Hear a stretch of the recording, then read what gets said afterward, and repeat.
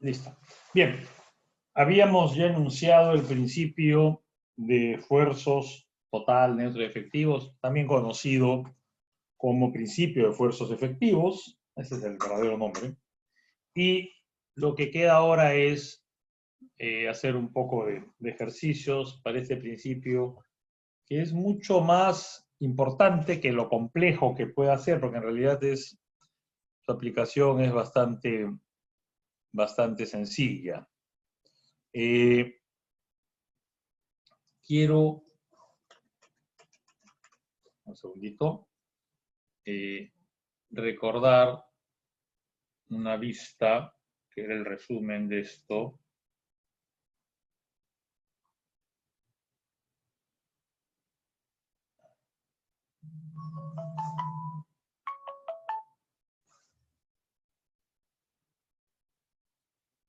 Este es. Bien. Yo cuando he presentado el principio de esfuerzos efectivos, lo he presentado en realidad con esta ecuación, que es la ecuación más general. Recuerden que A minúscula es la relación entre el área de contacto y Profe, no está el área compartiendo general. ¿Perdón? que no está compartiendo su pantalla. Ah, gracias. ¿Ahora? Ahorita sí. Y qué raro, salía que estaba compartida todo el tiempo, pero gracias. A minúscula es la relación entre el área de contacto y el área total, ¿de acuerdo? Que es chiquitita en general porque son los puntos de contacto, digamos, entre grano, entre partículas, con respecto a lo que podría ser un área incluso diferencial, ¿no? Pero es una parte muy pequeña de todo el área.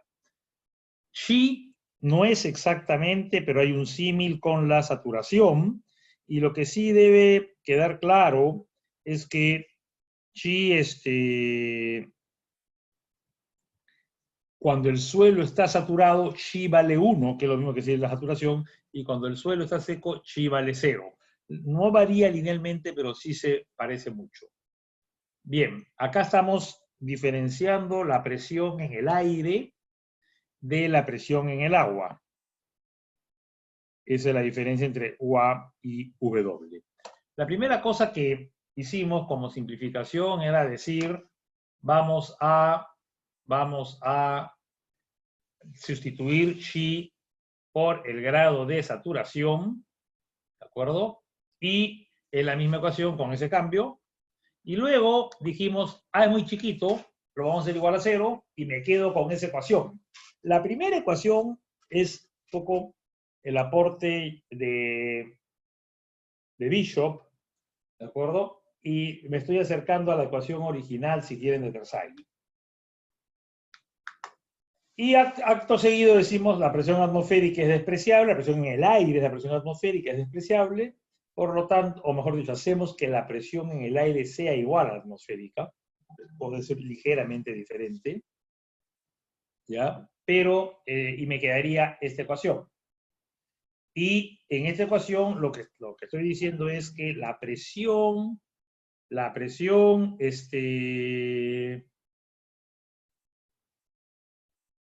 total, el sigma, toma una parte de la presión del agua que es proporcional a al grado de saturación. Esta ecuación a mí me gusta por un comentario que voy a hacer más adelante. Sin embargo, se termina simplificando a esta, que es, acá lo estoy poniendo como suelo saturado, pero en realidad la simplificación que se hace es decir, si el suelo está saturado, esta es la ecuación. Si el suelo está seco, obviamente, sigma prima, no, o sea, si voy a la ecuación de arriba, S vale 0, esto no existe, y me quedo que sigma es igual a sigma prima. Pero, ¿qué pasa al medio? Al medio, entre suelo seco y saturado, yo debiera decir esto. La ecuación correcta debiera ser esa. Sin embargo, es usual decir, si el suelo no está saturado, es usual, pero no es totalmente exacto, si el suelo no está saturado, no hay continuidad en el fluido, por lo tanto, no se ejerce la presión hidrostática W. Entonces, esta ecuación, la de suelo seco, la usamos en realidad para suelo no saturado hasta el límite seco. Y la ecuación de arriba la usamos solamente cuando el suelo está saturado. Esa es la simplificación que vamos a usar y luego la voy a cuestionar un poquito. Vamos ahora a hacer los ejercicios que les decía. Bien, vean este perfil del suelo. Tengo una grava. Intencionalmente lo he puesto, estos son ejercicios copiados de un libro, Whitlow, y lo he dejado intencionalmente con sus unidades para deprimirlos un poco con estas unidades, pero bueno, gammas en kilonewton por metro cúbico. Mentalmente, simplemente, si ustedes dicen G igual 10, dividen entre 10 y tienen gammas en kilogramos por decímetro cúbico o tonelada por metro cúbico. Bien, gamma 19,2, gamma salvo. Ese es el gamma natural. Cuando ese suelo se satura, gamma vale 20, me dicen que el nivel freático está a 3 metros de profundidad, por lo tanto este gamma vale para los primeros 3, este gamma vale para el cuarto metro, y abajo hay una arcilla con un gamma de 18 hasta 9 metros. Están los datos, y esta es la forma más larga, si quieren, que se me ocurre de hacerlo, ¿no? Pero vamos a verlo así por hoy día. ¿Cuánto es el esfuerzo total? Yo digo, ¿qué puntos me interesan? ¿Me interesa 3 metros? ¿Me interesa 4 metros y 9? ¿Por qué? Porque yo solo voy a evaluar los esfuerzos en los cambios de estratos. La presencia del nivel freático funciona acá como un cambio de estrato. Entonces, ¿qué digo? ¿Cuánto pesan los primeros 3 metros? Cada metro pesa 19.2, 19.2 por 3, 57.6. ¿Cuánto pesa el cuarto metro? De 3 a 4, 4 menos 3, 1 por 20. 4 menos 3, 1 por 20. Y los 5 siguientes son 9 menos 4, 5 metros por 18, 90. Entonces, ¿qué es lo que digo acá? A 3 metros el suelo carga 57. El peso del cuarto metro es 20. Entonces, a 4 metros cargo 57 más 20, 77. Y a 9 metros, yo digo, los 5 siguientes metros, entre 4 y 9, pesan 90. Entonces, 77 más 90, 167. Entonces, voy sumando, y listo. ¿Cuánto vale la presión de poros? Presión hidrostática. La presión de poros solo va a darse cuando el suelo está saturado. Como el nivel freático está a 3 metros y no me mencionan la palabra capilaridad, voy a decir que los primeros 3 metros no hay presión de poros. La presión de poros empieza a 3, es decir, la presión de poros a 3 metros y arriba es 0. A 3 metros y un poquito más y es 3. Ya, perdón, la profundidad menos 3. Recuerden que era profundidad Z menos Z sub W, profundidad del nivel freático. Z sub W vale 3. Entonces, 4 menos 3, 1, 1 metro con gamma del agua, 9,8. 9 menos 3, 6 metros con gamma del agua, 9,8, 58. 57 menos 0, sigma prima 57. 77 menos 9, 67. 167 menos 58, 108. Y se acabó. Esos son mis valores de esfuerzo o presión total, neutra y efectiva. ¿De acuerdo? Presión total, presión neutra, presión efectiva, esfuerzo total, esfuerzo efectivo, presión hidrostática, presión de poros, presión intersticial, etc. ¿De acuerdo? No sé si hay alguna pregunta. Pues termino acá. Y esto se presenta normalmente como un diagrama. Hay dos formas de ver el diagrama. Les voy a mostrar las dos. La primera es esta. Los valores que tenía, un ratito, los valores que yo acabo de encontrar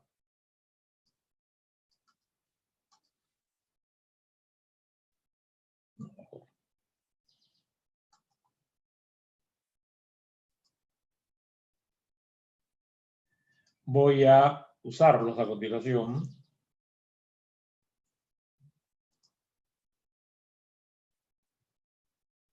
Sí, me equivoqué de ejemplo. Estábamos en este. Sí, este es el ejemplo. Estos valores voy a usarlos y voy a graficarlos.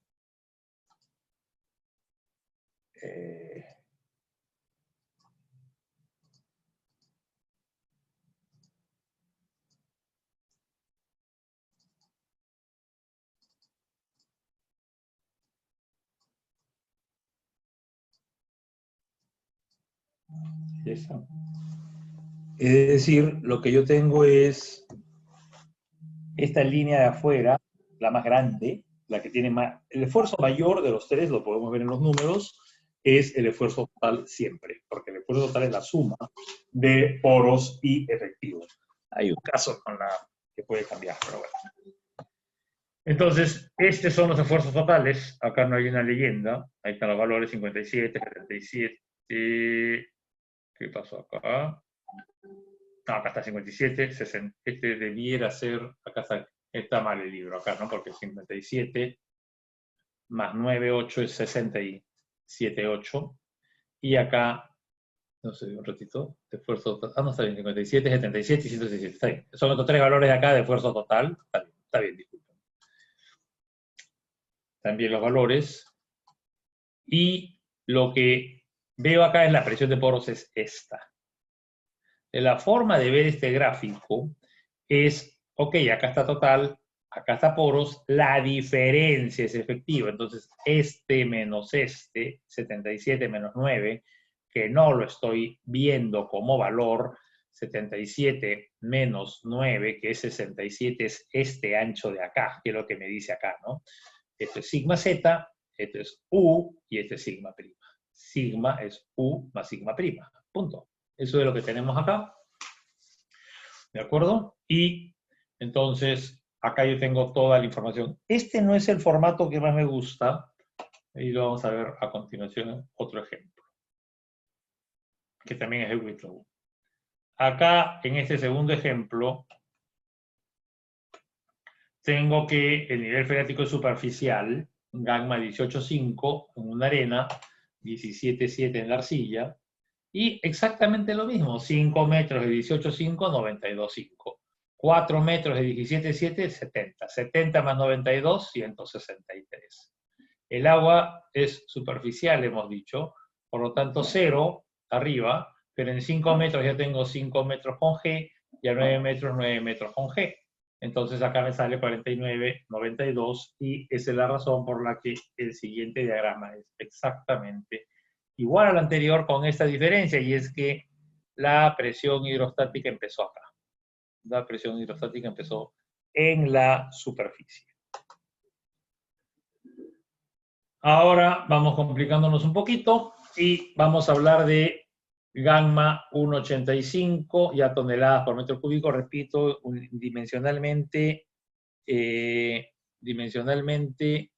tenemos nosotros que toneladas por metro cúbico es igual que kilogramos por decímetro cúbico o igual que gramo por centímetro cúbico. Hay una pregunta que recién la veo que no la entiendo tampoco, de Pedro Ábalos.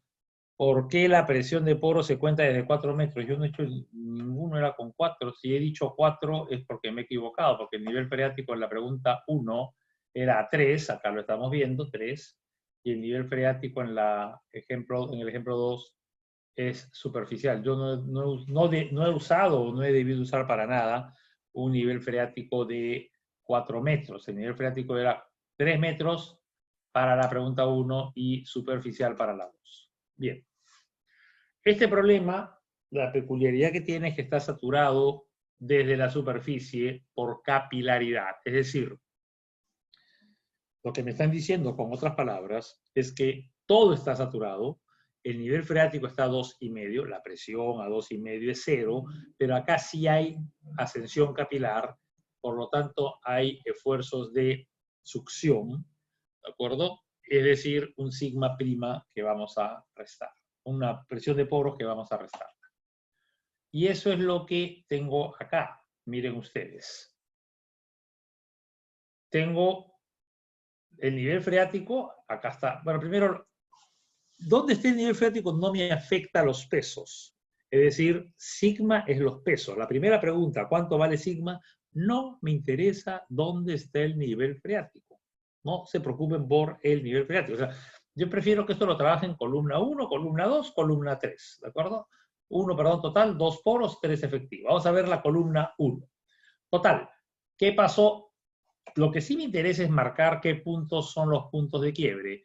0, 2,5, 9, 5 y 9. Si yo les dijera que la capilaridad no es hasta la superficie, sino hasta 1,5 metros, el 1,5 es otro punto de quiebre, pero en este caso no, porque es hasta la superficie.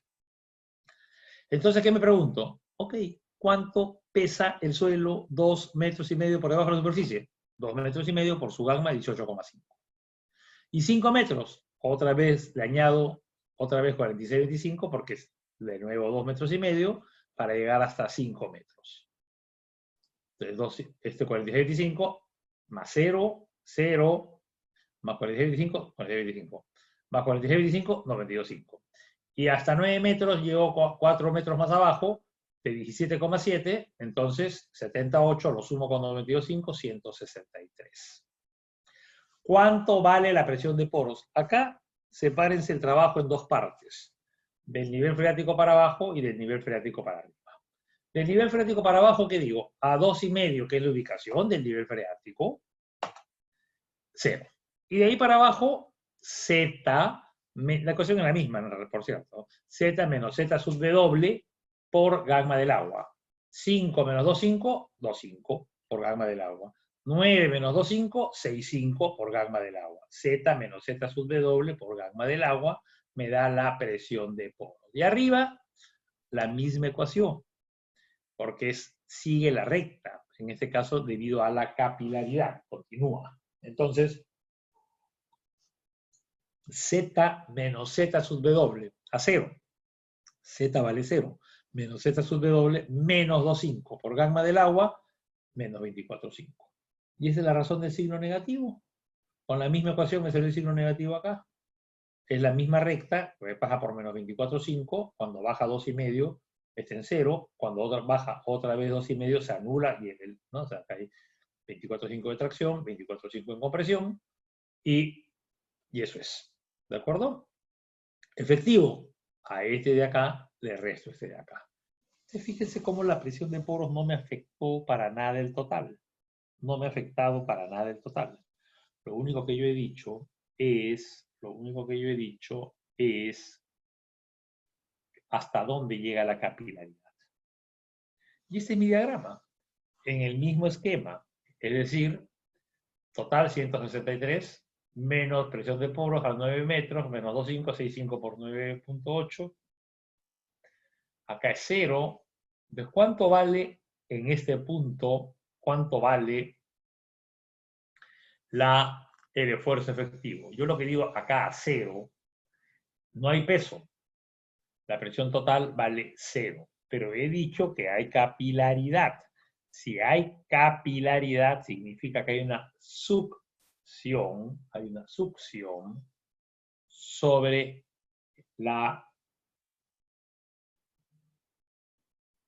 en el agua.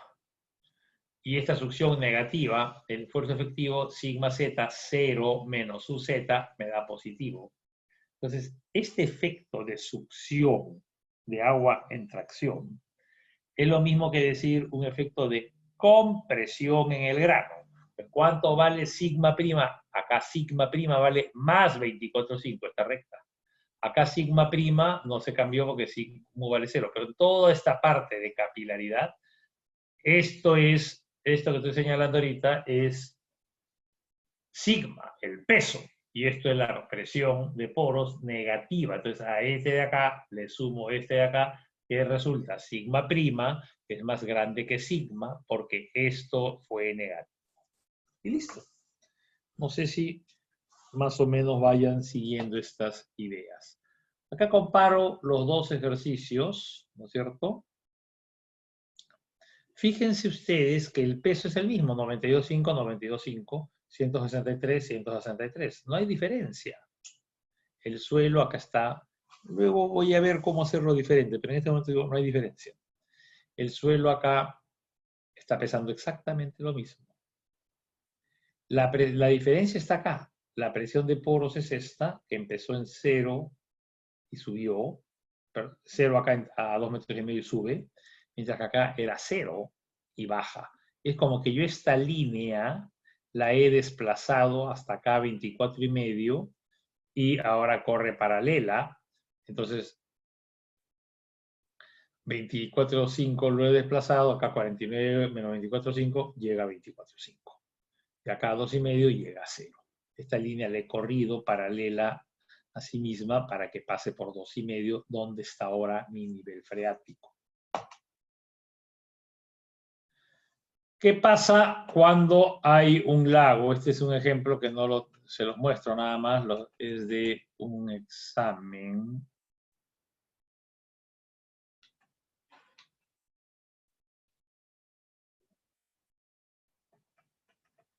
Y luego vamos a otro ejemplo, que es el del ciclo pasado, del examen del ciclo pasado. A ver, ¿qué es esto?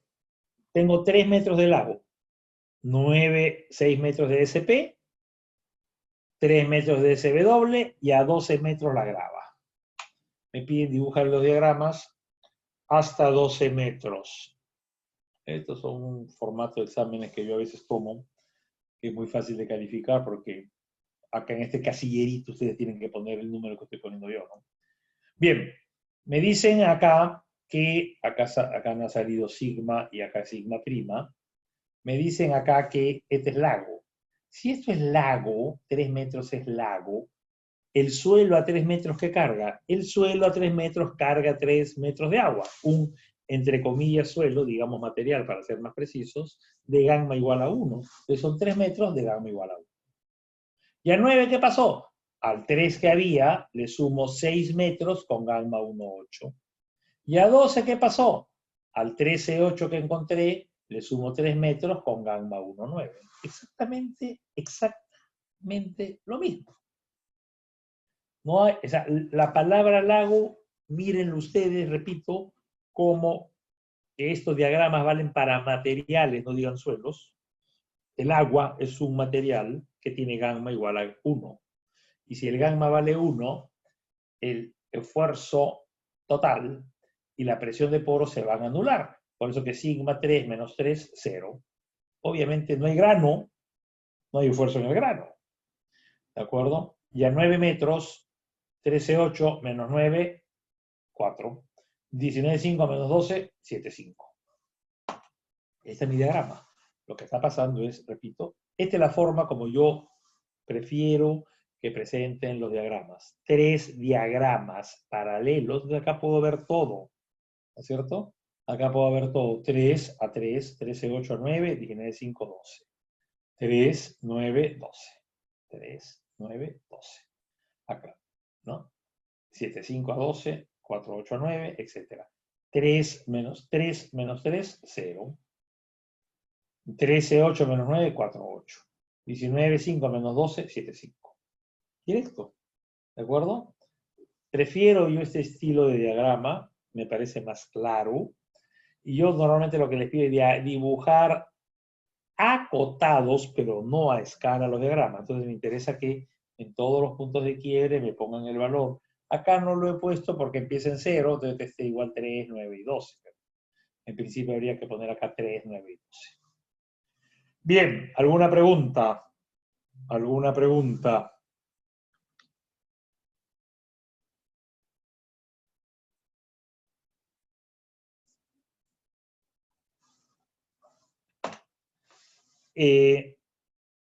Hay un detalle. Después lo comento. Vamos a hacer este es el ejercicio del examen del ciclo pasado. Sí. 3 arenas, una grava nivel freático 3 metros. ¿Qué pasa si se deprime el nivel freático desde 3 hasta 7? Olvidémonos de esta parte y veamos primero la primera parte, diagramas para este suelo. Ahí tengo yo 3 metros, ahí ven arriba, con gamma 204, entonces digo, ok, a ver, miro los puntos. ¿Cuáles son mis puntos críticos? Mis puntos críticos, estoy hablando un término matemático, ¿no? Mis puntos, los puntos que me interesa mirar son 3, 6, 9 y 7. ¿Por qué? 3, 6 y 9 son cambios de estrato. 3 también es ubicación del nivel freático. Si hubiera capilaridad, también incluyo la ascensión capilar. Acá me dicen se deprime de 3 hasta 7, incluyo el 7. De los puntos que me interesan son el 3, 6, 9 y para la segunda parte el 7. Aquel 7 lo he pintado de rojo porque no me interesa en realidad. No se necesita evaluar, pero ahí está. Entonces, 3 metros de 204, 612. 3 metros de 1,93, 3 metros de 204, 3 metros de 1,93, 3 metros de 210. 3 metros de 1,93, 579. 1 metro de 210, o si quieren acá yo pude haber dicho en este caso de frente 3 metros de 210 y omitir la línea roja. Y acá voy sumando 0 más 612, 612, más 579, 11, más 210, 1401, más 420, 1821. Presión de poros, nivel freático está a 3 metros, por lo tanto U a 3 es 0. De ahí para abajo aumenta 6 metros Z menos ZW, 6 menos 3, 3. Por gamma, 1, 3. 7 es 4 y 9 metros es 6 por debajo, 6 toneladas. Y resto, 6 menos 0, 11 menos 3, 8, 14 menos 4, 10, 18 menos 6, 12. Y eso es. Esta es mis diagramas. Que en realidad no es la forma que yo uso, sino el ciclo pasado lo hice así para ocupar menos espacio, ¿no? Pero miren ustedes acá qué tenemos. Tenemos verde, es el efectivo, es el total, es el rojo, que acá no lo estoy viendo. ¿Por qué? Porque acá el total y el efectivo se confunden, porque en esta zona de 0 a 3 metros no hay agua, no hay presión de poros, vale 0, acá está 0, el cierto vale 0, acá rojo y verde se confunden en una sola línea, acá continuó esta, que son estos pesos, 612, 11, 612, 1191, 1191, 612, perdón, 1191, que es el 14, que no me interesa porque es la misma recta, y el 1821. Agua, 0, 3, 6. Este, repito, no me interesa. Resto, rojo menos azul, sale verde. ¿Qué pasa si deprimo el nivel freático? Acá yo tengo una hipótesis, y es que acá hay dos cosas. Primero, acá me estoy equivocando, es nivel freático a 7 metros. Nivel freático a 7 metros. ¿Qué pasa cuando deprimo el nivel freático? Los totales no han cambiado. 1821 es el mismo 1821 de acá. En realidad, he jalado estos valores acá. No hay ningún cambio, he jalado los valores. El cambio está en la presión de poros. Les he dicho dos cosas. Baja de 3 a 7 y no hay ascensión capilar. Entonces, ¿qué digo? A 7 vale 0, para arriba todo vale 0, y para abajo a 9 metros está a 2 metros por debajo de 7, está a 2 metros, por gamma del agua 1, 2. Y resto, 18 menos 2, 16, y lo demás quedó igual. Entonces mi diagrama rojo no lo estoy viendo ya prácticamente acá, porque se ha confundido completamente con el verde hasta 7 metros, ¿de acuerdo? Y esto es lo que está pasando acá con la presión de poros, de 0 a 7, y no hay capilaridad. Si hubiera capilaridad, esta línea continuaría hasta el lugar que le dijimos. Variación de esfuerzos. Esos son los dos diagramas que he obtenido. Entonces, ¿qué ha pasado? Primero que nada, ¿qué pasa con los esfuerzos totales? A ver quién me dice qué pasó con el esfuerzo total. ¿Qué pasa con el esfuerzo total? ¿Qué pasa con el esfuerzo total?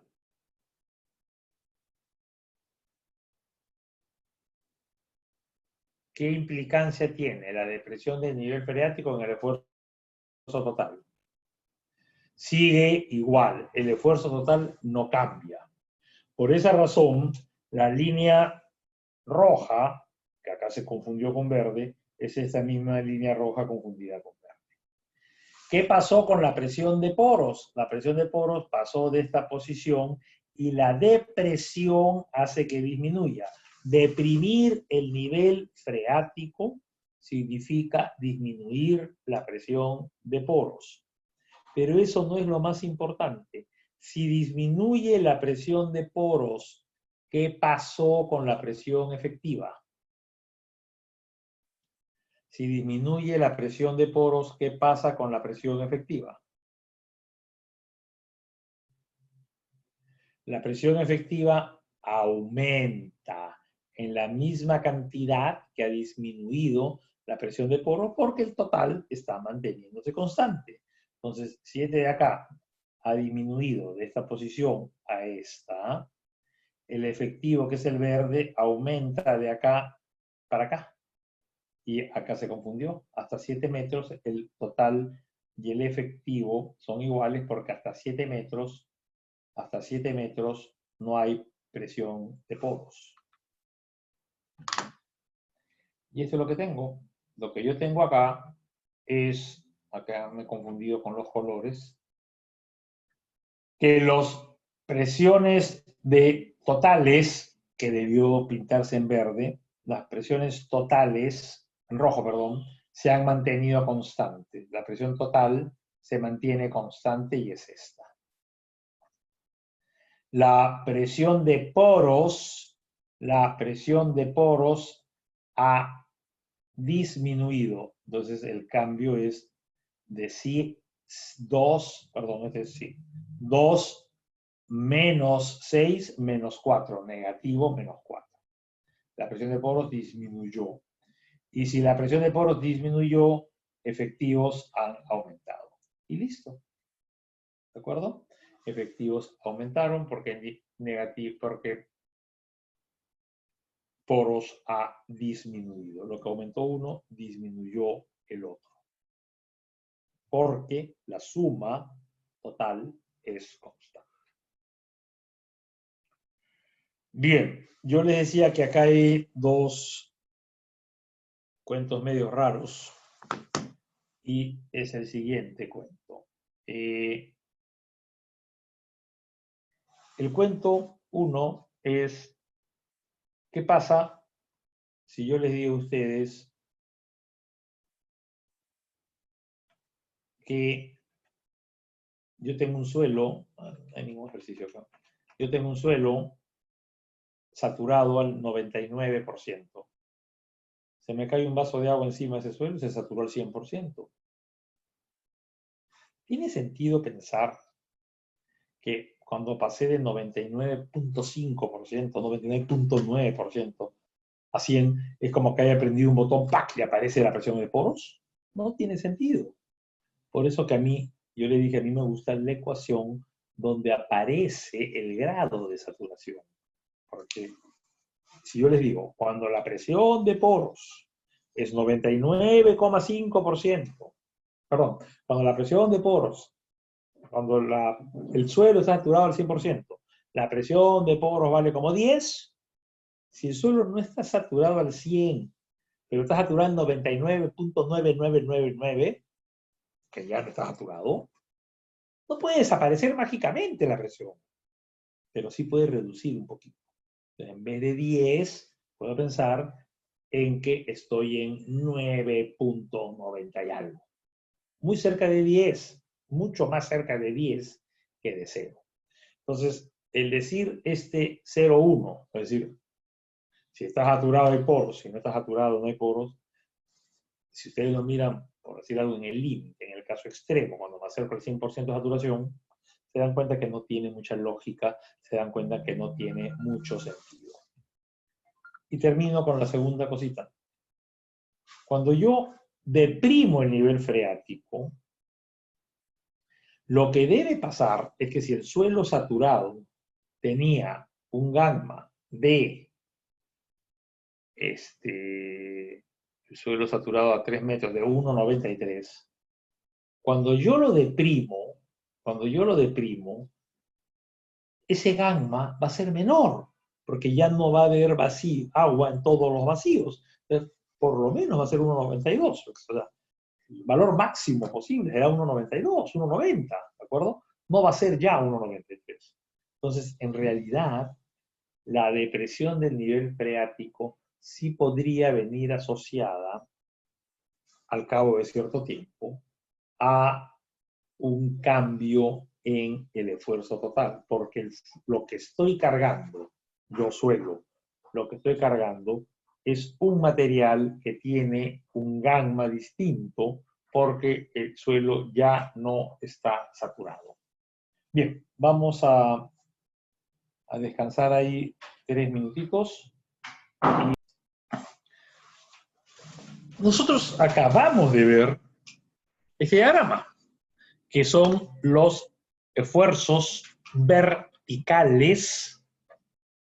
Repito, para que acá no haya confusión, rojos son totales, el peso del suelo, con su agua incluida. Azul, la presión de poros, la presión del agua, la presión hidrostática. Y verde, la diferencia usando el principio de esfuerzos efectivos.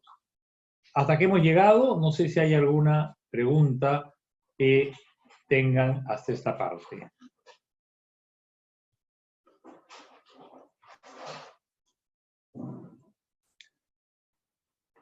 Obviamente, si yo miro un suelo, es decir, estoy en la superficie, estoy pensando, más que miro, me pregunto, ¿qué pasa a 4 metros abajo, a una cierta profundidad? ¿Cierto?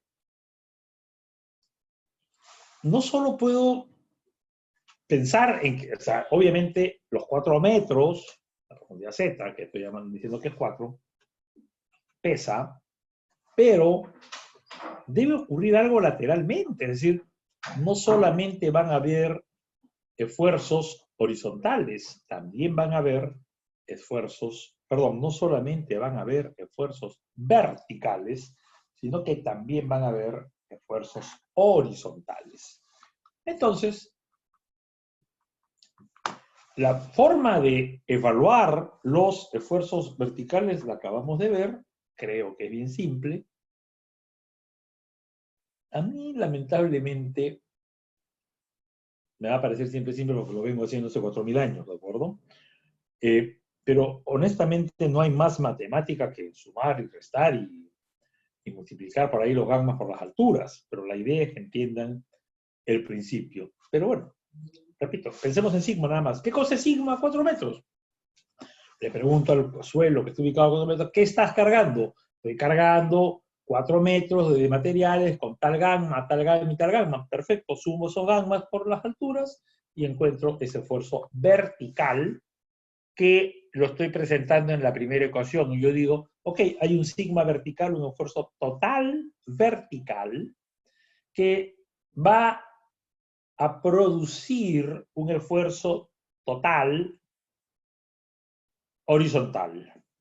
Del mismo modo, yo puedo pensar en que los esfuerzos efectivos verticales producen o tienen asociados unos esfuerzos efectivos horizontales. Como lo que yo puedo hacer fácilmente es hallar los verticales, estoy definiendo los horizontales en función de un coeficiente que se llama coeficiente de empuje de los suelos. ¿Por qué tiene ese nombre? Porque lo que estoy diciendo es, si tengo yo este elemento diferencial de suelo a una cierta profundidad, ¿cierto? Perdón, un segundito.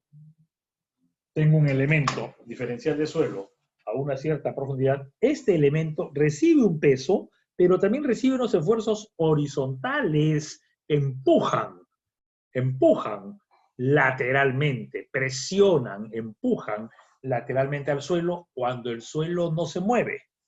Empuje en reposo. ¿De acuerdo? En reposo. Esto vale cuando el suelo, si yo excavo el suelo se mueve.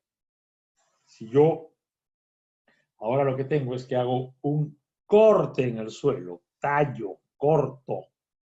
El suelo que estaba acá, en esta pared, que tenía una presión, que era el suelo que tenía encima, ya no está. Se mueve. ¿De acuerdo? Entonces, ya no está en reposo. Hay un coeficiente de empuje lateral de un suelo que se está moviendo, que ya no está en reposo. ¿Cuánto vale K0? K0, vamos a presentar varias relaciones, pero me interesa más o menos que tengan una idea. K0 puede ser tan pequeño como 0,4 o 0,5 o tan grande como 3. Más de 3 en suelos muy cargados, y acá les presento un término que vamos a usar mucho, altamente preconsolidados. Preconsolidado significa que el suelo que estoy viendo yo hoy, previamente, ha tenido cargas mayores que la que tiene hoy. Ha sido previamente consolidado con una carga mayor.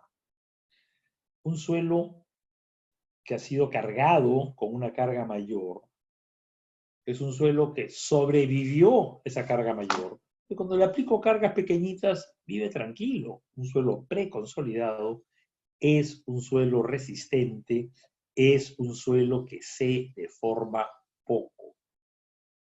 Y en este caso, lo que estoy diciendo es que el suelo preconsolidado es un suelo en el cual la presión horizontal, sigma prima H, es 3 veces o hasta 3 veces la presión vertical sigma prima B, hablando a nivel de efectivos.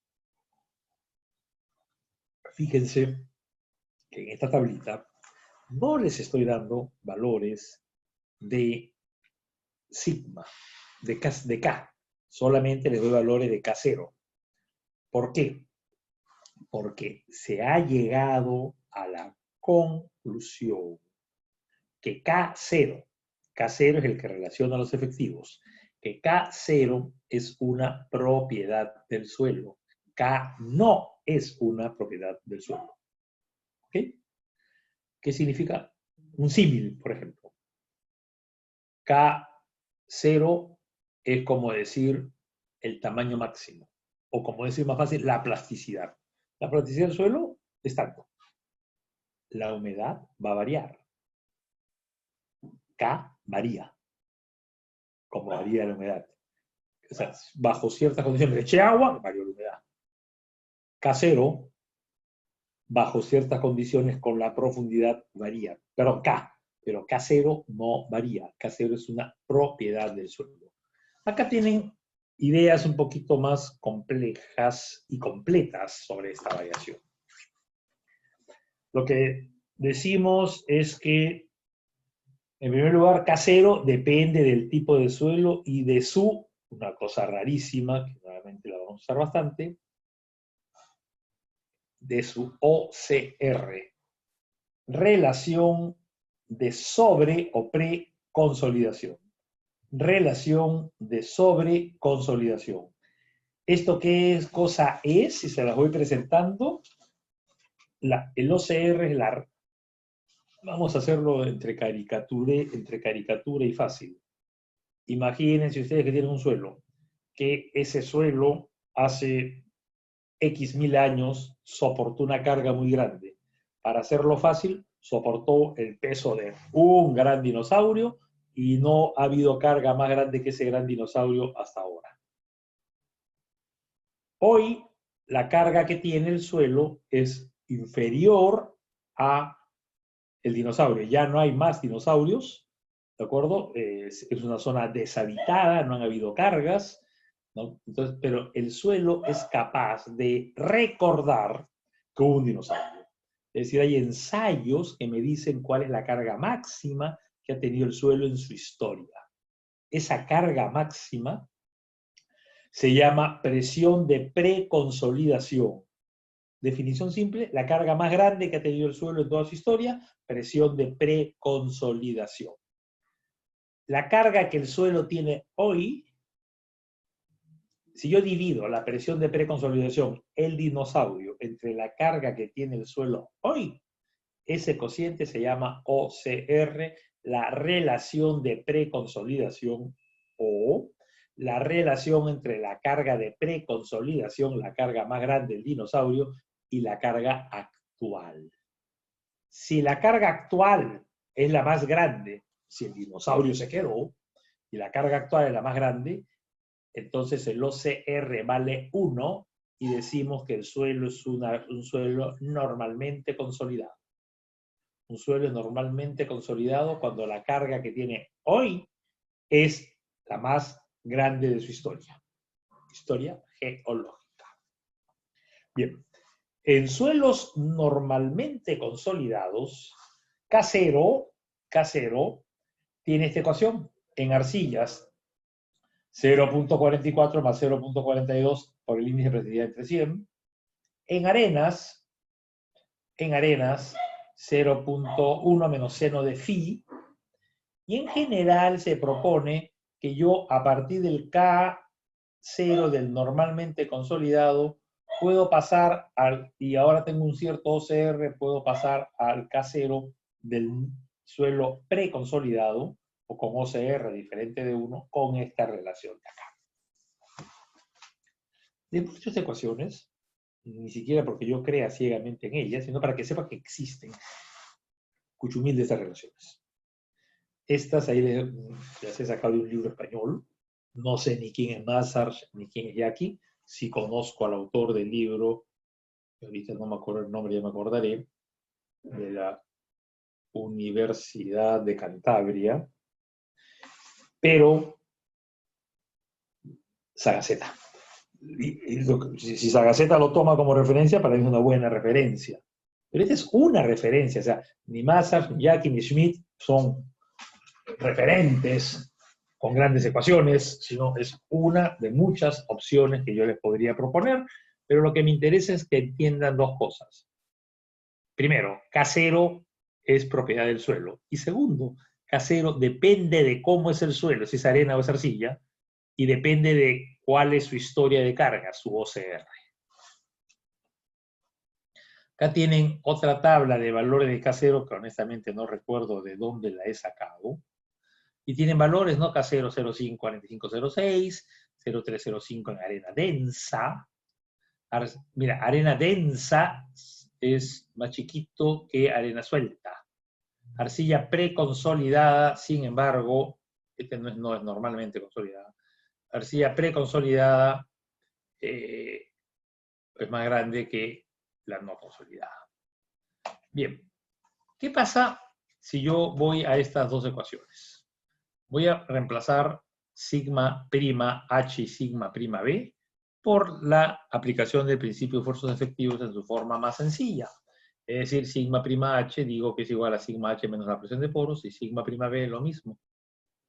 Desarrollo un poquito y me doy cuenta que acá ya a los dos lados hay U. Bueno, hagámoslo lentamente. Sigma H menos U, este U pasa sumando acá. Y luego digo, ese es sigma H, pero ¿quién es sigma H? Si sigma prima H es K0, sigma prima B, sigma H es igual a K sigma B. ¿Ok? Entonces acá tengo acá, y acá tengo acá, sub 0, multiplicando a sigma B. Entonces tengo yo acá esta ecuación que me dice que K0 es una propiedad del suelo, pero K no. ¿Por qué? Porque K depende de K0 y de cuál es la relación entre la presión de poros y la presión total. Es decir, U y sigma vertical dependen de la profundidad. Si estoy a 4 metros, hay un valor de U. Si estoy a 6 metros, hay otro valor de U. Lo mismo de sigma vertical. Entonces, K no es una propiedad del suelo. K0 sí es una propiedad del suelo.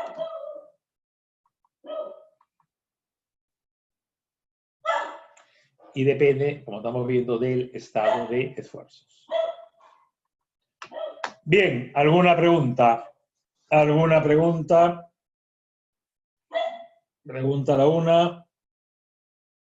Pregunta la dos.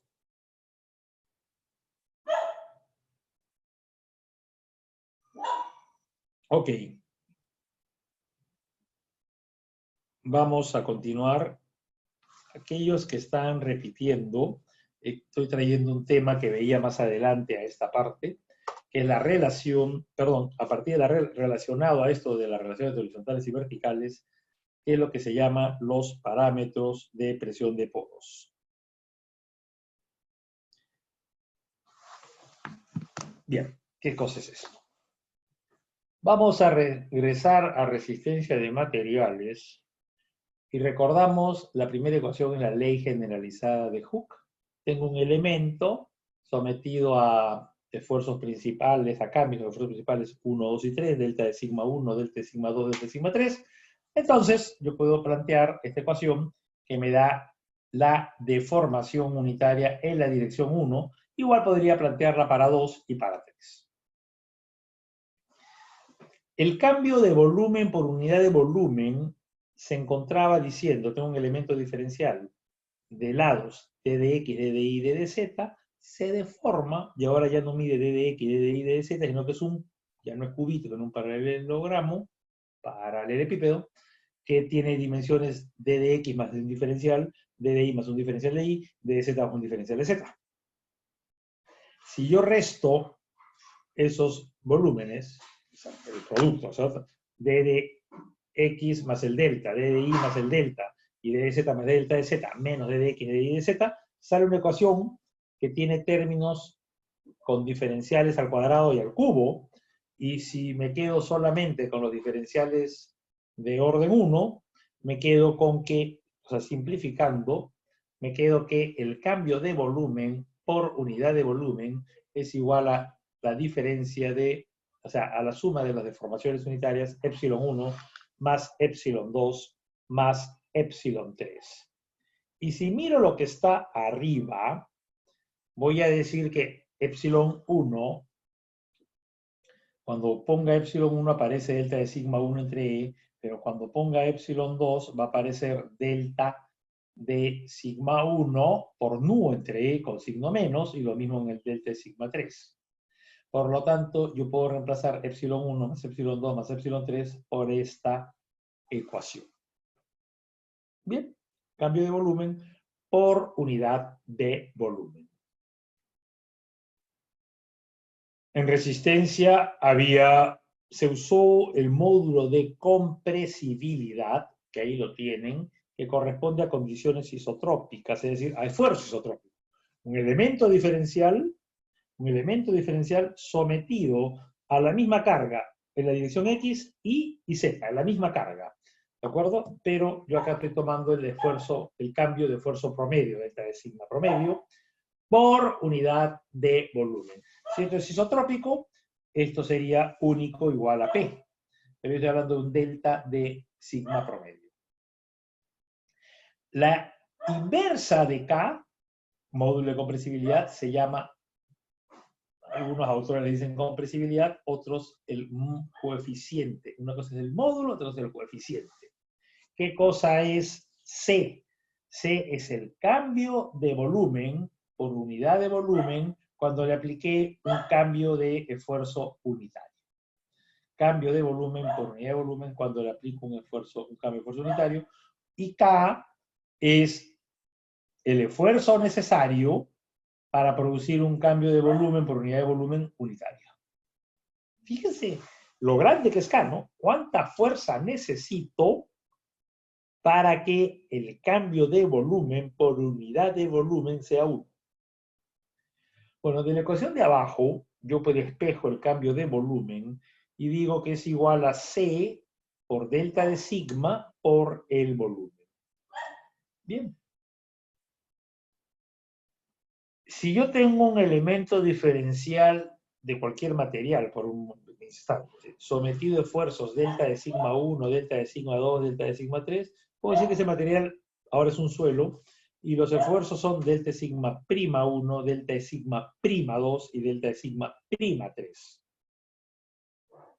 mejor dicho, son delta de sigma 1, delta de sigma 2, delta de sigma 3, que llevan asociados delta sigmas primas, que son delta de sigma menos el U correspondiente. Yo puedo definir acá que ese elemento diferencial, a nivel de esfuerzos totales, está sometido a un cambio de esfuerzo promedio delta de sigma 1 más delta de sigma 2 más delta de sigma 3 entre 3, en nivel de efectivos exactamente a lo mismo, pero con sus correspondientes primas. ¿De acuerdo? Bien, hasta acá llego. Eso es delta de sigma prima 1, eso es delta de sigma. Perdón, delta de sigma prima promedio y delta de sigma promedio. Elemento diferencial de suelo sometido a esfuerzos totales delta de sigma 1, delta de sigma 2 y delta de sigma 3. Es lo que yo veo, lo que estoy aplicando afuera, y me doy cuenta que adentro hay un cambio de esfuerzos de poros, y si hay un cambio de presión de poros, hay pues un cambio en esfuerzos efectivos. Bien. El esqueleto, aquí hay un concepto un poquito especial, que es el esqueleto de sólidos. El esqueleto de partículas sólidas son todos los sólidos metidos en un volumen que es el volumen total del suelo. ¿Okay? Es decir, piensen en un suelo que tiene 3 fases. Ahora piensen en esos sólidos ocupando todo el volumen.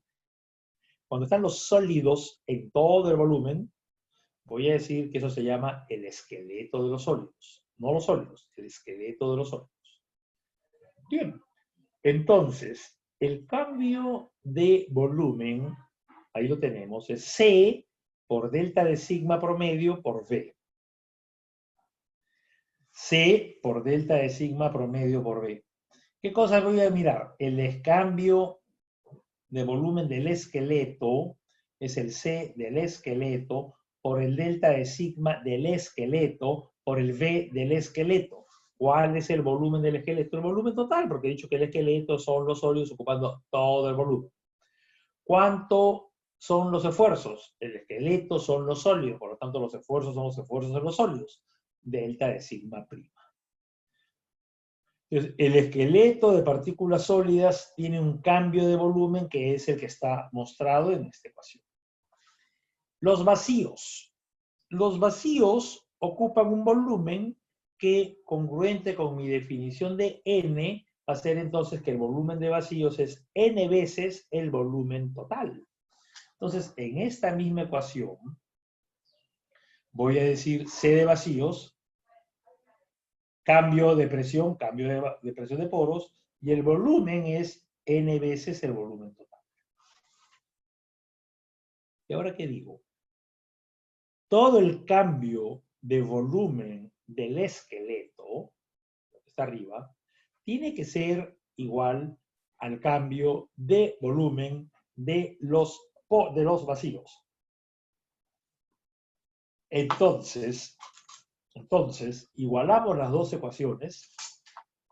Gracias. Y nos queda lo que estoy mostrando. Volumen de esqueleto, C del esqueleto por delta de sigma prima por el volumen total, es igual a C de los vacíos, al cambio de volumen de vacíos, C de los vacíos, por cambio de presión en los poros, por N veces el volumen total. Simplifico volumen total a ambos lados y me queda esta ecuación. Y reemplazo delta de sigma prima, delta de sigma prima con sombrerito, no es otra cosa que delta de sigma menos delta de U, ¿no es cierto? Porque esto es delta de sigma prima es igual a la suma de estos tres, que es estos tres entre 3, delta de sigma, menos 3 veces delta de U entre 3, una vez delta de U. Ahí está. Delta de sigma con sombrero, sin prima, menos delta de U, y me queda esta ecuación. Bien, ahora voy a pasar el delta de U al otro lado, multiplicado por C del esqueleto, más N. Pongo el N, lo jalo para adelante simplemente para no confundirnos al multiplicar NCB delta de U. C del esqueleto por delta de sigma es igual a delta de U, factor común del C del esqueleto, y N veces C de los vacíos. Por lo tanto, encuentro la ecuación de la última línea y Si yo paso esto al denominador, voy a tener esto entre esto, y voy a dividir C del esqueleto entre C del esqueleto, me queda 1, y me queda n veces C de vacíos entre C del esqueleto, lo que estoy mostrando acá. Esta es mi ecuación del cambio de presión de poros. El cambio en la presión de poros es igual a delta de sigma promedio entre 1 más n veces C sub V entre C del esqueleto. CV es la compresibilidad de los vacíos, que es un intermedio entre la compresibilidad del agua y la compresibilidad del aire. Bien. Ahora miren, en vez de poner delta de sigma con sombrero, voy a poner delta de sigma 1 más delta de sigma 2 más delta de sigma 3. Entonces es el único cambio que he hecho, ¿no? Y abajo 1 más n CDSK. Y ahora quiero regresar a algo que ya hemos mencionado, porque no hemos mencionado, pero que hemos usado. Yo acá les decía sigma horizontal y sigma vertical. Nunca diferencié si el horizontal es en X o en Y. El vertical sí me interesa decir que es en Z, porque es el sentido de formación de los suelos a partículas que han ido cayendo, las cargas gravitacionales que aplico. Pero horizontalmente no me preocupa. Por lo tanto, los dos sigmas horizontales y los dos sigmas primas horizontales, en principio, vamos a considerarlos que son iguales. Entonces, si los esfuerzos naturales del suelo horizontales son iguales, sigma 2 es igual a sigma 3, los cambios que le voy a dar a los esfuerzos en el suelo también los puedo considerar como iguales. Entonces, ahora lo que voy a decir es delta de sigma 2 es igual a delta de sigma 3. Entonces, delta de sigma, me queda este cociente acá, delta de sigma 2 más delta de sigma 3, 2 veces delta de sigma 3, es el único cambio que tengo acá. Esta es mi ecuación. ¿Y ahora qué digo?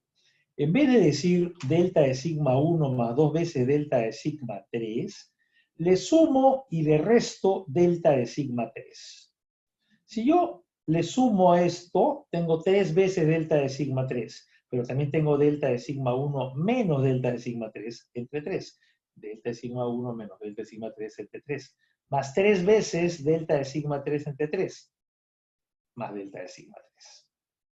Entonces, delta de U es este término de acá, más, acá solamente estoy reordenando, delta de sigma 3, más un tercio de delta de sigma 1 menos delta de sigma 3. Maravillosa ecuación del señor Skempton. Pero Skempton dice otra cosa después. Él dice, esto es un ejercicio muy bonito de resistencia a materiales, o de un material linealmente elástico, homogéneo, continuo, isotrópico. El suelo no es eso.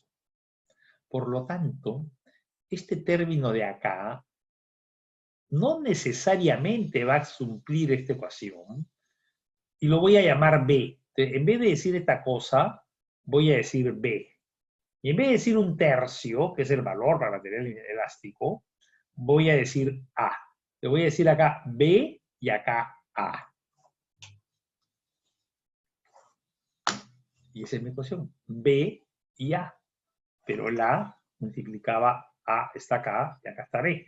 El A por B lo voy a llamar A barra. A y B son conocidos como los parámetros de presión de poros o parámetros de Skempton. O parámetros A y B de poros o parámetros A y B de Skempton. Valores de C. Vamos a ver algunos valores de C para poder interpretar estos valores de A y de B. De B sobre todo. Miren ustedes, ahí está la definición de K y de C, y acá les doy algunos valores típicos de aire, agua, partículas de suelos, partículas de suelo, no esqueletos, no suelos, sino granos de suelo como que estoy haciendo un ensayo de peso específico o he hecho un tamizado y tengo la partícula sola, ¿no? Bien. Los valores de K son el esfuerzo necesario para producir un cambio volumétrico unitario. Obviamente, en el material, en la cantidad de esfuerzo que yo necesito para cambiar un volumen unitario de suelo es mucho mayor, acá estoy viendo 300 veces, más grande, ¿no es cierto?, que la cantidad de veces de esfuerzo que necesito para cambiar un volumen unitario de agua, que a su vez es 16.000 veces más grande que para cambiar el volumen unitario de aire. O sea, yo necesito mucha más fuerza para cambiar el volumen que ocupa, fuerza, dije ese esfuerzo, el volumen que ocupa una partícula de suelo, es más grande la fuerza requerida, el esfuerzo requerido, que el esfuerzo requerido para cambiar el volumen que ocupa un volumen unitario de agua, que a su vez es más grande que para el aire. Y esta es la relación, estas son las inversas, 1.2 inversa de 1.2, 0.833, etc. Y acá lo he normalizado con el agua. ¿Qué es lo que estoy diciendo? Que en el agua necesito 16.000 veces más fuerza para comprimirla que en el aire, y en el suelo necesito 300 veces más fuerza, y acá necesito en el suelo de alta compresibilidad, fíjense ustedes, está en el orden de 3.000.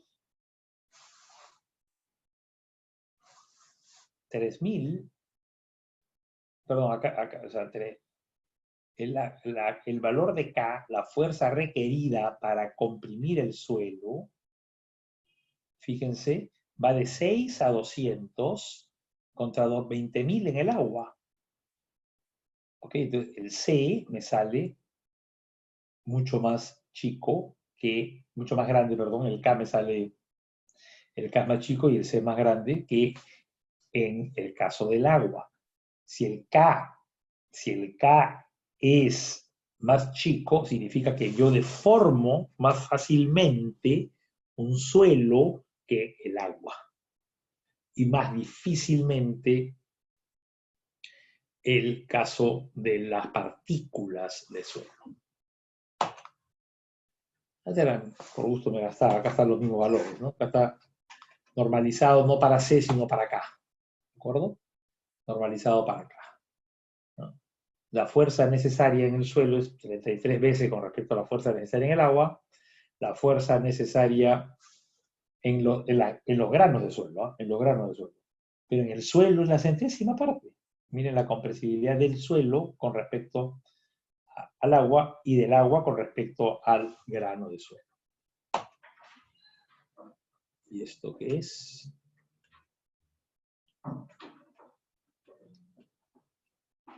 Ya. Acá los he ordenado simplemente para decirles el material más compresible, ¿no? El material con el C más pequeñito es el aire, el material con el C más grande es las partículas el C más chico, el K más grande, son las partículas de suelo. El agua está a continuación, acá son suelos y este es el aire. El suelo, dependiendo de su grado de compresibilidad, posibilidad de deformación, va a estar intermedio entre el agua y el aire, y el grano de suelo, la partícula de suelo, es menos compresible que el agua. Bien. Lo que yo dije hace un rato cuando dividí delta de sigma 1, dije delta de sigma 1 es igual a delta de sigma 3 más la diferencia delta de sigma 1 menos delta de sigma 3. Y dije en las direcciones horizontales delta de sigma 3 y delta de sigma 2 son iguales. Entonces, eso es lo que yo tengo. Y en realidad lo que estoy mostrando acá es, ok, si acá hay un cambio de presión de poros delta de U, Acá hay una parte y acá hay otra parte, que sumado los dos van a ser este. O sea, acá estoy aplicando superposición. Ok, mi ecuación, estoy volviendo a la ecuación, es la ecuación que está arriba. Y yo quiero pensar qué pasa si solo aplico esfuerzos isotrópicos. Es decir, si no hay cambio, si esta parte no hay. Solamente hay delta de sigma 3. Si solo hay delta de sigma 3, o lo que es lo mismo, esta cosa de acá vale 0, o delta de sigma 1 es igual a delta de sigma 3, o sea, delta de sigma 1 cambia lo mismo que delta de sigma 3. Que si acá yo le pongo delta de sigma 3, acá ya no hay nada, porque todo cambió igual. Entonces, si solo ocurre esfuerzo isotrópico, delta de sigma 1 igual a delta de sigma 3, por lo tanto, este término no existe y me queda delta de U, B, delta de sigma 3. Si yo digo, voy a producir un cambio, no voy a cambiar la presión de confinamiento, voy a mantener la presión de confinamiento, delta de sigma 2, delta de sigma 3 sigma 2 y sigma 3 lo mantengo, y solo aplico un esfuerzo vertical, un cambio en el vertical. Entonces, ahora digo, delta de sigma 3 no cambia, delta de sigma 3 no cambia, entonces este término vale 0, este término vale 0, y entonces A barra es delta de sigma 1. A barra por delta de sigma 1. O lo que es lo mismo, A por B por delta de sigma 1. Y acá termino. ¿Qué pasa con C?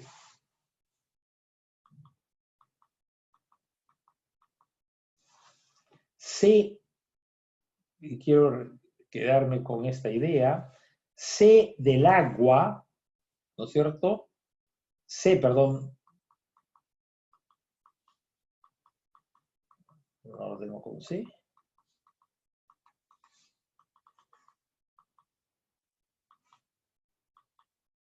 No, lo tengo más adelante con C. Vale, no importa. C del agua 50 por 10 a la menos 6. C del aire 833. C de los vacíos, entonces, va a ser intermedio entre estos dos valores. Lo que yo digo es que si el suelo está saturado, todos los vacíos son agua. Entonces, C que yo tengo, C de los vacíos, es igual al C del agua, que es mucho más chiquito que el C del esqueleto. Entonces yo voy a decir que B vale 1. Y si el suelo está parcialmente saturado, voy a poder tomar un C intermedio y B va a ser menor que 1. Vamos a quedarnos un ratito acá y mejor continuamos porque para discutir esto con tranquilidad. Vamos a detenernos 3 minutos. Nos habíamos quedado acá, ¿de acuerdo? Y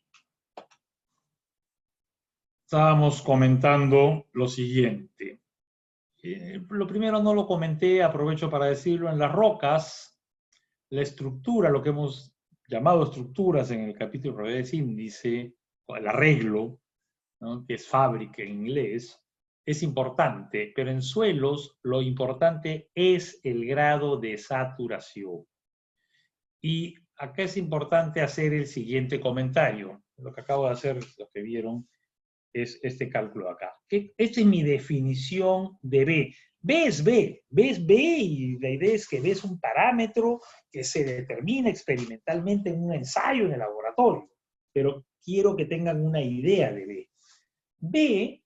B es esta ecuación. ¿Cuánto vale C del esqueleto? Hay que tomar los valores de la tablita que les enseñé. C del esqueleto creo que decía entre 20 y 150, tomé 100 por 10 a la menos 3. Y C de los vacíos, en el límite, en el aire es 833 por 10 a la menos 3, y en el agua es 50 por 10 a la menos 6. Si yo divido esto, me queda que es, si fuera aire, 8.33, y si fuera agua, 0.0005. ¿Qué significa? Que cuando es lo que tengo que los vacíos están llenos de agua, cuando C de los vacíos es igual al C del agua, el denominador se hace igual a 1 más una parte de 0.0005, es decir, 1. Entonces, una conclusión importante es cuando el suelo está saturado, B vale 1. ¿Qué pasa si el suelo no está saturado? Me voy al extremo. El extremo es totalmente seco. Si el suelo está totalmente seco, este valor de N hay que multiplicarlo por 833. Ya no es 0.0, es 833. Este valor de N puede ser 0.3, 0.4, 0.5. Esta cosa puede ser entonces un cuarto, un tercio. Es un valor ya importante o distante de 1. ¿De acuerdo? En general yo digo B menos que 1. Ojo, el valor de este cociente en realidad va a ser intermedio entre estos dos rangos. Este es el valor, o sea, que el suelo parcialmente saturado, ¿no? Este es seco y este es saturado. Si este es seco y este es saturado, parcialmente saturado, pues salgo al medio, pero igual pues me va a dar un valor del orden inferior a 1. Esta es una gráfica del grado de saturación versus B. Lo que vemos claro acá es que cuando B vale 1, ¿está? Cuando el suelo está saturado, cuando S vale 1, B vale 1. Cuando el suelo tiene menos saturación, B vale 0,2, 0,4, lo que salga. Perdón, disculpe, este es S. Cuando S vale 80%, B vale 0,3. Cuando S vale 40%, menos de 0,1. ¿De acuerdo? O sea, depende del grado de saturación. No linealmente, pero si yo logro medir que B vale 1, digo el suelo está saturado. ¿Qué significa eso? Si yo logro medir que B vale 1, ¿pero qué cosa es B? B es, si yo aplico un cambio en esfuerzo de confinamiento en todas las direcciones, isotrópico, isostropos, igual en todas las direcciones, determinado, y el cambio en la presión de poros es el mismo, entonces B vale 1, conclusión, el suelo está saturado. Si yo aplico un delta de sigma 3 de 1 y delta de U vale igual, sale 0.5, apliqué 1 kilo por centímetro cuadrado, pues la presión de poros cambió en medio kilo, B vale 0.5, B vale 0.5, si B vale 0.5, el suelo no está saturado, está en 80 y tantos por ciento de saturación. Bien. Esta es una tablita con valores de B. En la misma idea, estoy volviendo a copiar, es otra tabla. La anterior tabla que les presenté, la he tomado del libro Head, que en realidad es un manual de laboratorio británico que usa mucho un clásico, que es el libro de Bishop y Henkel, la medición de la presión de las propiedades del suelo en el ensayo triaxial se llama. Y la segunda tablita, estoy tomando la de el libro de Whitlow, pero que me da un autor británico, Bath, que es una ciudad en el Reino Unido, la grava de Bath, la tiza, un material, arena densa, arcilla compacta, arcilla... No me comparen estos valores con los valores anteriores porque se van a volver locos, son valores diferentes. Lo que me interesa es que vean sobre todo esta parte de acá. Para esta arena densa, con un N de 0,40, tiene un B de 0,988 cuando está saturada. Estos son los valores de B que se han medido cuando el suelo está saturado. No es exactamente igual, pero es muy cerca de 1. ¿De acuerdo? Es muy cerca de 1. Entonces mi conclusión es esa. Si B vale 1, el suelo está saturado. ¿Qué puedo decir si B vale 0.647? Solamente puedo decir que el suelo no está saturado. Eso es en cuanto a B. En cuanto a A, los valores de A varían con mucho, son más complejos. O sea, B, quiero terminar esto, repetir, B en una roca o a nivel grano, la estructura es importante. B a nivel suelo, la saturación es lo importante. En una roca, los valores de A varían con los esfuerzos que se apliquen, a qué velocidad estoy cargando el suelo, si los esfuerzos son hay incrementos o decrementos, si le permito al suelo cuando cargo que expulse o no expulse agua, si el suelo es algo que ya hemos dicho normalmente consolidado o preconsolidado, o sea, si el edificio que voy a poner pesa más o menos que el dinosaurio, que fue la carga máxima que tuvo antes. Una fuente importante son los ensayos triaxiales, tema de un capítulo posterior. Y estos datos se mide A, y en particular A en cada instante, pero el valor que me interesa es el A cuando el suelo falla, que se llama el A de la falla, A sub F. Ojo, no es A barra es A por B, es A, el que reemplaza un tercio. Miren qué tan lejos estamos de un tercio. Miren qué tan lejos estamos de un tercio. El A en la falla de suelos varían llega a valores negativos como 0,5 y el más grande que tengo de los positivos está en 2,5. Un tercio correspondería, que es el teórico, a una arcilla ligeramente preconsolidada. Y acá estoy poniendo otro concepto que de alguna manera, arcilla preconsolidada, el dinosaurio. Ligeramente preconsolidada significa que la carga que tiene hoy el dinosaurio la carga que tiene hoy es un poquito menos que la carga que te dio el dinosaurio. Es decir, mi edificio pesa casi como el dinosaurio, pero pesa menos. O sea, si yo comparo edificio con dinosaurio, si el dinosaurio pesa mucho más que el edificio, altamente preconsolidado. Si el edificio pesa lo mismo que el dinosaurio, normalmente consolidada. Mi esfuerzo hoy, o si el edificio pesa más que el dinosaurio, mi esfuerzo hoy es el más grande de toda la historia del suelo. Y si el edificio pesa un poquito menos que el dinosaurio, ligeramente preconsolidada.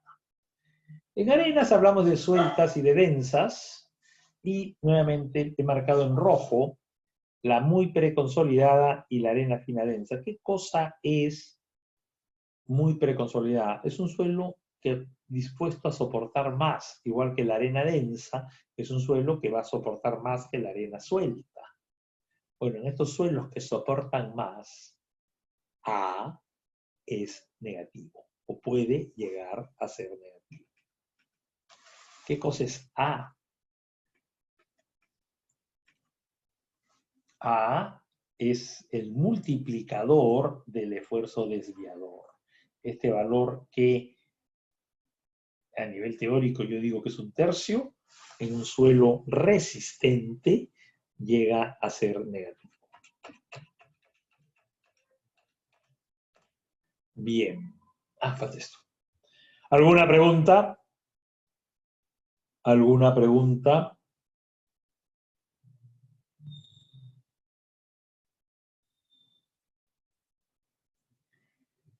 ¿Qué pasa cuando extraigo un bloque de suelo? ¿Cuáles son los esfuerzos en una muestra inalterada en bloque, que también funciona para una muestra inalterada en tubo? Este bloque, el bloque in situ, es el suelo en su estado natural. Si yo regreso a los problemas que veníamos haciendo, digo, estoy a 4 metros, ok, a 4 metros el suelo está cargando 4 metros de suelo. Ese sigma vertical es 4 metros, ¿de acuerdo? Sigma vertical es 4 metros. Y horizontalmente hay un K0, hay un K, perdón, por el peso de 4 metros. Si lo miro a nivel de esfuerzos efectivos, estoy llamando al sigma prima vertical sigma prima 0, y obviamente el esfuerzo efectivo horizontal es el vertical por K sub 0. Bueno, ese es el estado de esfuerzos, y fíjense ustedes, se repite en las dos horizontales el mismo. Ese es el estado de esfuerzos que yo tengo con el suelo a 4 metros, a la profundidad que sea. Cuando yo extraigo el suelo, cuando ya tengo el bloque extraído, ¿qué es lo que digo? Un momentito, este suelo está en la superficie. ¿Qué hay afuera? No hay ninguna fuerza.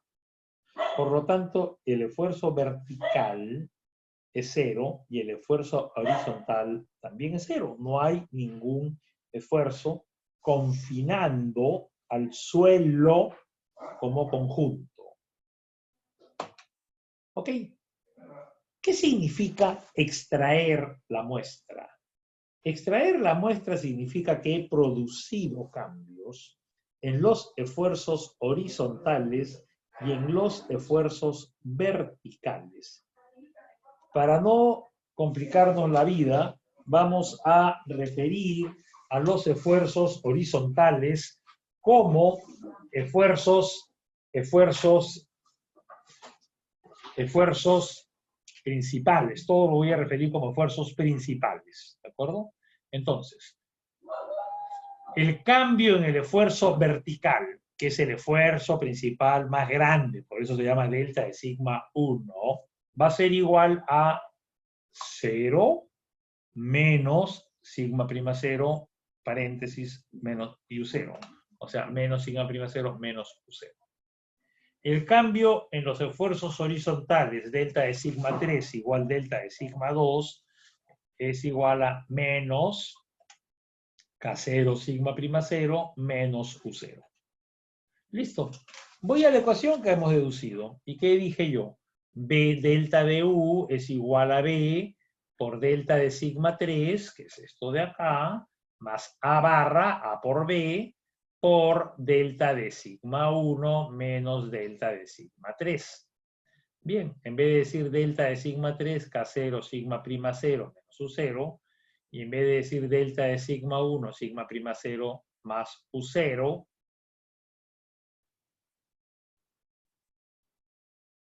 porque le he puesto acá un signo menos. Acá tengo un signo más, acá le he puesto un signo menos, ¿de acuerdo? Y por eso el delta de sigma 3 también está acá invertido. Bien. Entonces, ¿qué me queda acá? Me queda acá menos b K0 sigma prima 0 menos b por U0 menos A barra por sigma prima 0, ¿de acuerdo? Menos A barra por, acá hay un error, por sigma prima 0, acá, un ratito, acá hay un error. Vamos a corregirlo de una vez. Este delta sigma 1 está bien, sigma prima 0 más U0, con el signo menos, cambio todo a positivo. Con este signo menos, este menos salió para acá, entonces acá tengo que poner A barra delta de sigma 3. Entonces, esta cosa de acá va a ser igual a... A ver, un segundo, porque acá me estoy confundiendo. Acá hay algo que está pasando. Menos A barra delta de sigma 1, eso sí está bien, porque es más A barra delta de sigma 1 menos A barra por sigma prima 0 menos U0, está bien. ¿De acuerdo? Esto le he cambiado de signo, eso está bien. Ahora tengo que poner más, o sea, menos delta de sigma 3 por A barra. Menos delta de sigma 3 por A barra, entonces acá tengo que poner adentro más delta de sigma 3. Esta cosa tiene que ser más delta de sigma 3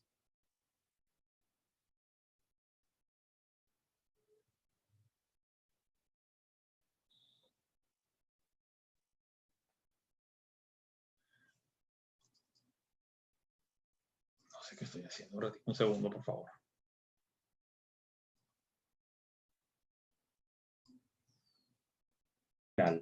Lo que me interesa es llegar a esta ecuación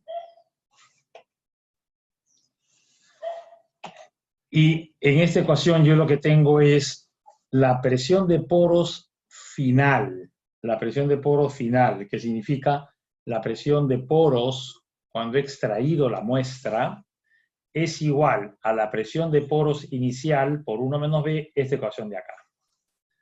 Esta ecuación no es que tenga, que pueda mostrarles muchas soluciones, pero sí les puedo mostrar una en particular. Si el suelo está saturado, B vale 1.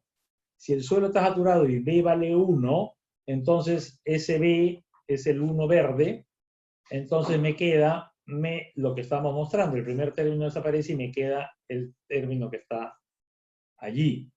Entonces, ¿qué es lo que me está diciendo? Si el suelo está saturado, al sacar la muestra hay una presión de poros que corresponde a ese valor que estamos viendo.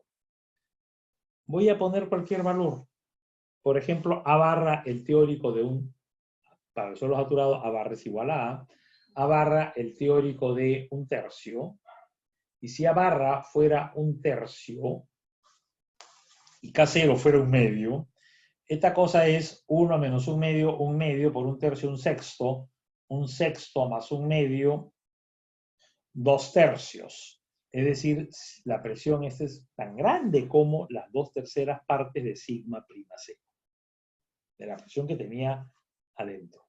Ojo para los valores que he dado yo de A y de K, que estos son valores de A, yo he dado 1/3, pero podría ser 0,7 y podría ser negativo también, o sea, tengan cuidado con eso, ¿no? Yo he dado para fijar un número nada más. Esa presión que estoy reportando acá, es una presión UF. Acá le he llamado UE, disculpen. UF, UE, U final, o U extraída. Es la presión de poros de la muestra extraída. Y me salió negativa.